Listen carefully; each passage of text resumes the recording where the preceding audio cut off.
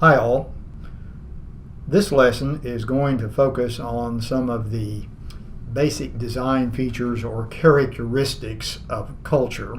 Refer to page 12 in the first study guide, and we're going to look or examine these basic 7 characteristics. Let's start off with the first one, the fact that culture enters into and literally affects everything that we do. The argument here is that there's probably nothing we humans do that's completely unaffected by culture. I've often challenged students to come up with something we do that might be totally free of cultural influences. And I must admit, for me, it is a terrific challenge. Eating, sleeping, defecation, giving birth, sex, emotional displays are all in some form or fashion linked to culture. It might be something as basic as this. Take a moment to study this photograph from a Cantonese market in the People's Republic of China. In some cultures, dog is considered an appropriate food source. This gentleman is examining what will become either his dinner or supper. You can see here one dog has already been butchered and is ready to be cooked. Here in the United States, our culture encourages us to think of dogs and cats as something entirely different. They're pets. For some of us who are pet lovers, they have become more than that. We've anthropomorphized them, given them literally human-like qualities. As a matter of fact, some research suggests that maybe upwards to 80% of all pet owners will make a statement to their pets upon leaving. Do you know what that statement is? If you guessed "I love you," you're right. Now, in addition, remember that culture is something that is not acquired through any kind of genetic element or characteristic or system. This is not something we biologically inherit from our parents. Rather, it is something that we learn. No one is born with culture. It's acquired through a series of mechanisms or means. And I've highlighted some of these.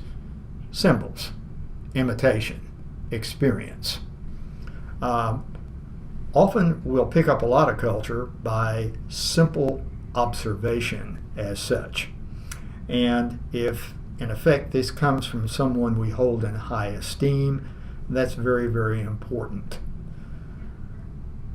Now, in addition, culture is generally interrelated. Put in another way, the parts of the elements that make it up more or less fit together. They tend to reinforce one another. For example, let's focus on a foraging society. This is a painting by Charles Russell of a bison hunt engaged in by some of the Plains Indian societies of North America. Sometimes we'll refer to these folks as hunter-gatherers.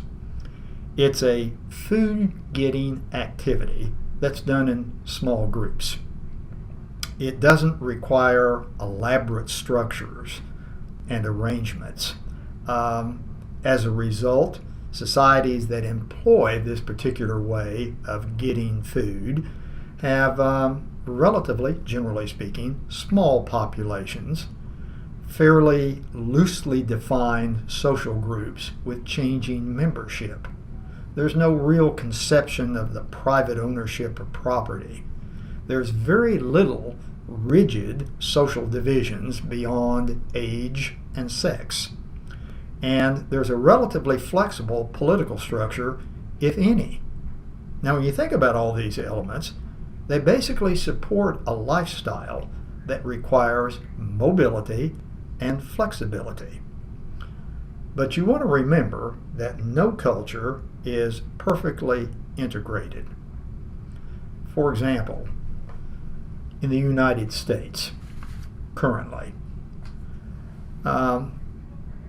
most Americans have a strong sense of family commitment. but those family commitments will sometimes clash with job responsibilities.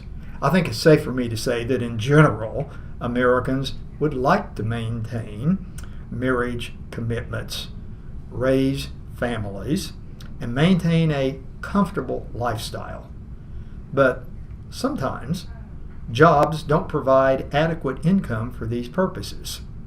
And these jobs often require mobility, flexibility, and long hours, all of which can come at the expense of the family and marriage. So Americans are sometimes put between what used to be called a rock and a hard place. They have real difficulties, literally again, trying to maintain an effective family and marriage relationship, but at the same time meet the requirements demanded of their jobs. So although culture is a system of interrelated components, you want to bear in mind that that doesn't mean the parts always neatly fit together. Often these parts rub and chafe against one another. To make it even more difficult and complex, sometimes in cultures, and it's probably safe for me to say it's true to a degree in all cultures, there are differing interpretations of beliefs, values, and the like. There's also interest groups and categories of people, organizations that often vie for or compete for valued resources and influence and privileges.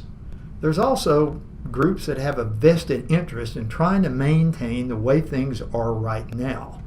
Now, all of this collectively can produce what some refer to as culture wars. There's no easy definition for a culture war other than to state it's kind of marked by struggles to determine influence or control, arrangements, structures, interpretations, beliefs, and values within a culture itself. It often reflects, probably safe to say, most often reflects tensions and disagreements as to beliefs and values. For example, here in the United States, the debate that surrounds abortion. Likewise, the debate that surrounds same-sex marriage.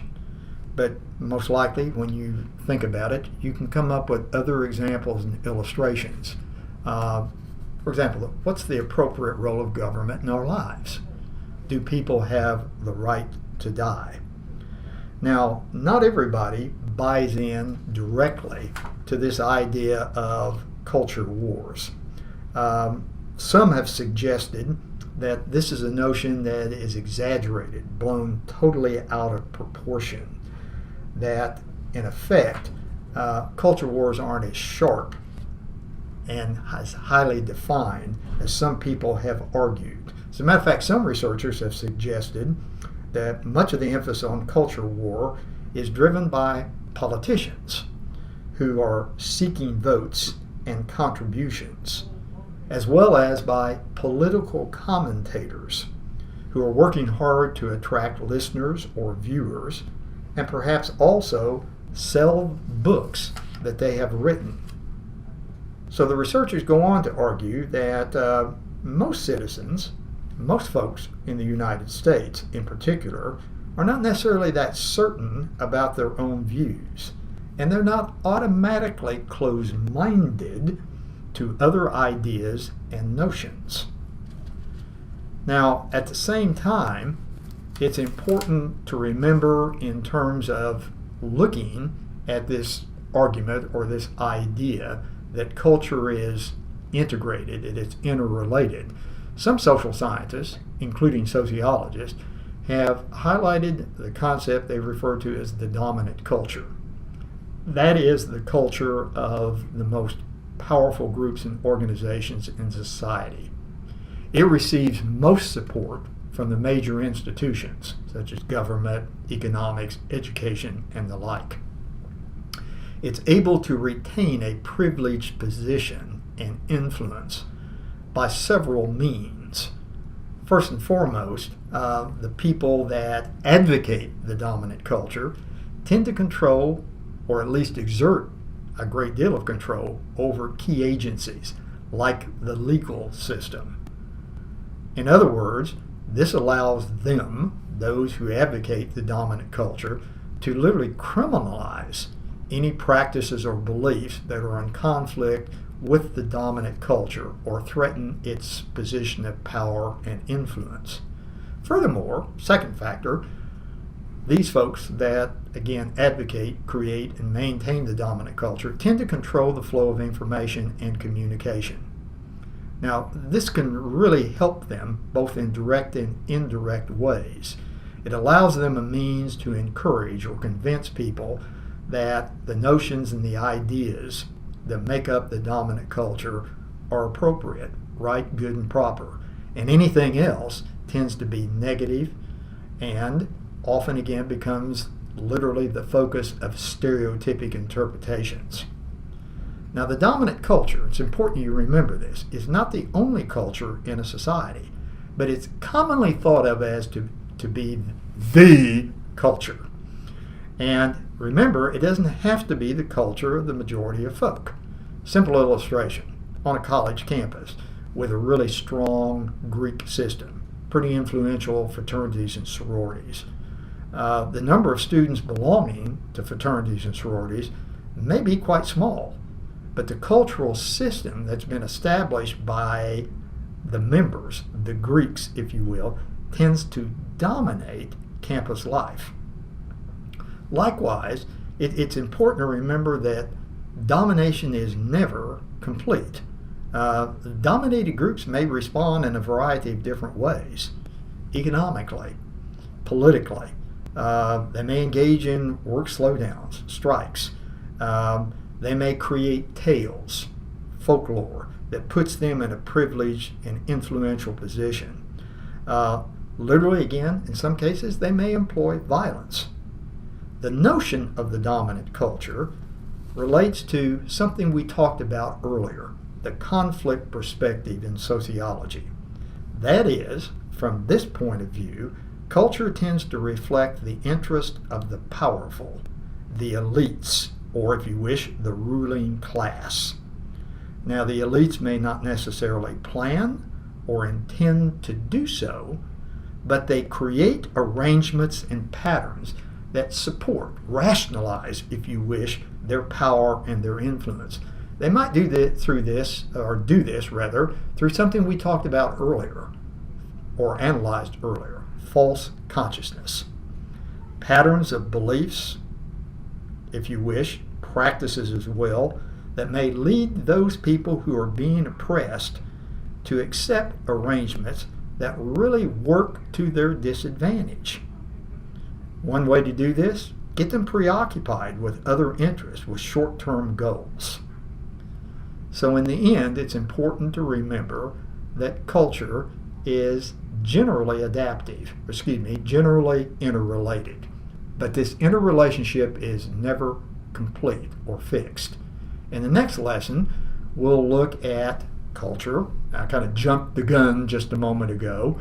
Culture being adaptive, how it works as a cognitive system, but it's also something that is always changing.